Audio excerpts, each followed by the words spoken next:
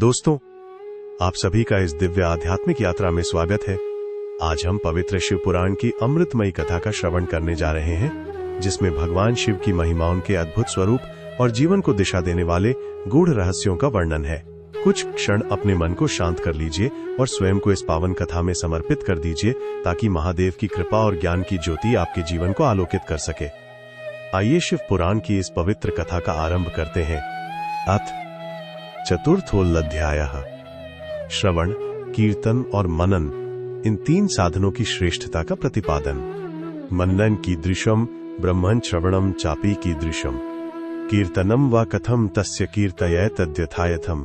मुनिगण बोले, हे ब्रह्मन, मनन कैसा होता है, श्रवण का स्वरूप कैसा है और उनका कीर्तन कैसे किया जाता है, यथार्थ रूप में आप वर्णन करें। पूजाज पेश गुण रूप विलास नामना युक्ति प्रियेण मनसा परिशोधनम यत् तत्संततम मननमीश्वर दृष्टि लभ्यम सर्वेषु साधन वरेष्वपि मुख्य मुख्यम। ब्रह्मा जी बोले, हे मुनियों, भगवान शंकर की पूजा, उनके नामों का जप तथा उनके गुण, रूप, विलास और नामों का युक्ति परायण चित्त के द्वारा जो निरंतर परिशोधन या चिंतन होता है, उसी को मनन कहा गया है। वो महेश्वर की कृपा दृष्टि से उपलब्ध होता है। वो समस्त श्रेष्ठ साधनों में प्रमुखतम है। गीतात्मना श्रुतिब्देन च भाष्या वा शंभु प्रताप गुण रूप विलास नाम वाचा स्फुटं तु रसवत् स्तवनम यदस्य तत्कीर्तनम भवति साधन मत्र मध्यम। शंभु के प्रताप, गुण, रूप, विलास और नाम को प्रकट करने वाले संगीत, वेद वाक्य या भाषा के द्वारा अनुराग पूर्वक उनकी स्तुति ही मध्यम साधन है, जिसको कीर्तन शब्द से कहा जाता है। यनापि केन कर्णेन च शब्दपुंज यत्र क्वचिच्चिव परम श्रवणेन्द्रियेण स्त्री केलिवद दृढ़तरम प्रणिध्यते यत् तद्वै बुधा श्रवण मत्र जगत प्रसिद्धम। हे ज्ञानियों, स्त्री क्रीड़ा में जैसे मन की आसक्ति होती है, वैसे ही किसी कारण से किसी स्थान में शिव विषयक वाणियों में श्रवणेन्द्रिय की दृढ़तर आसक्ति ही जगत में श्रवण के नाम से प्रसिद्ध है। सत्संग मेन भवति श्रवणम पुरस्तात् संकीर्तनम पशुप्तेरथ तद दृढ़म स्यात्। सर्वोत्तमम भवति तन्मननम तदन्ते सर्वम ही संभवति शंकर दृष्टिपाते। सर्वप्रथम सज्जनों की संगति से श्रवण सिद्ध होता है, बाद में शिवजी का कीर्तन दृढ़ होता है और अंत में सभी साधनों से श्रेष्ठ शंकर विषयक मनन उत्पन्न होता है, किंतु ये सब उनकी कृपा दृष्टि से ही संभव होता है। अस्मिन् साधन महात्म्ये पुरा वृत्तम मुनीश्वराः युष्मदर्थम प्रवक्ष्यामि शृणुध्वम वधानतः। सूत जी बोले, मुनीश्वरों, इस साधन का महात्म्य बताने के प्रसंग में मैं आप लोगों के लिए एक प्राचीन वृत्तांत का वर्णन करूंगा, उसे ध्यान देकर आप लोग सुने। पुरा मम गुरुर्व्यासः पराशर मुनेः सुतः तपश्चचार संभ्रांतः सरस्वत्यास्तटे शुभे। पूर्व काल में पराशर मुनि के पुत्र मेरे गुरु व्यास देव जी सरस्वती नदी के सुंदर तट पर तपस्या कर रहे थे। कच्छन यदृच्छया तत्र विमाने नार्करोचिषा सनत कुमारो भगवान ददर्श मम देशिकम। एक दिन सूर्यतुल्य तेजस्वी विमान से यात्रा करते हुए भगवान सनत कुमार अकस्मात वहां आ पहुंचे। उन्होंने मेरे गुरुदेव को वहां देखा।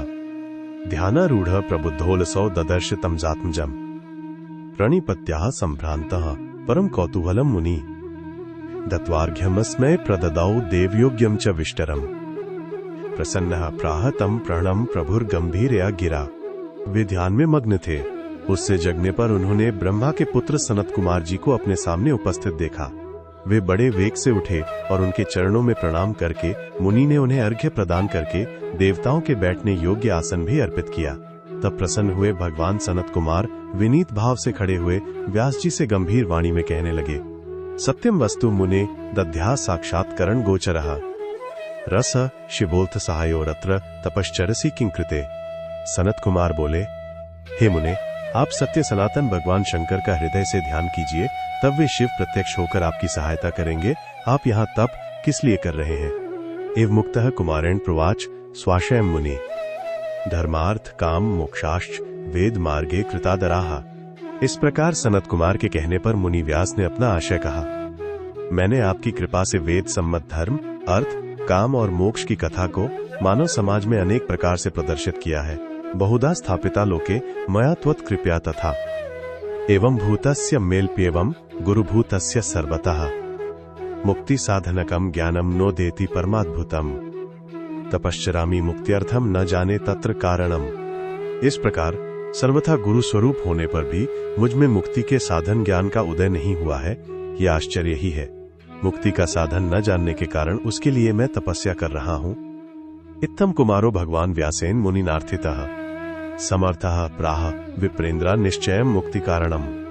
हे विप्रेंद्रो, इस प्रकार जब व्यास मुनि ने भगवान सनत कुमार से प्रार्थना की, तब वे समर्थ सनत कुमार जी मुक्ति का निश्चित कारण बताने लगे। श्रवणम कीर्तनम शंभोर्मन्नम च महत्तरम त्रयम साधन मुक्तम च विद्यते वेद सम्मतम। भगवान शंकर का श्रवण, कीर्तन, मनन, ये तीनों महत्तर साधन कहे गए हैं। ये तीनों ही वेद सम्मत हैं। पुरा मत संभ्रांतो ह्यन्य साधन संभ्रमः अचले मंदरे शैले तपश्चरणमाचरम। पूर्व काल में मैं दूसरे साधनों के संभ्रम में पड़कर घूमता घामता मंदराचल पर जा पहुंचा और वहां तपस्या करने लगा। शिवाज्ञा तथा प्राप्तो भगवान नंदिकेश्वरः स मे दयालुर्भगवान सर्वसाक्षी गणेश्वरः उवाच मह्यम सस्नेहम मुक्ति साधन मुत्तमम् श्रवणम कीर्तनम शंभोर्मननम वेद सम्मतम त्रिकम च साधनम मुक्तेह शिवेन मम भाषितम श्रवणादित्रिकम ब्रह्मन् कुरुष्वेति मुहुर्मुहुः। तदनंतर महेश्वर शिव की आज्ञा से भगवान नंदिकेश्वर वहां आए।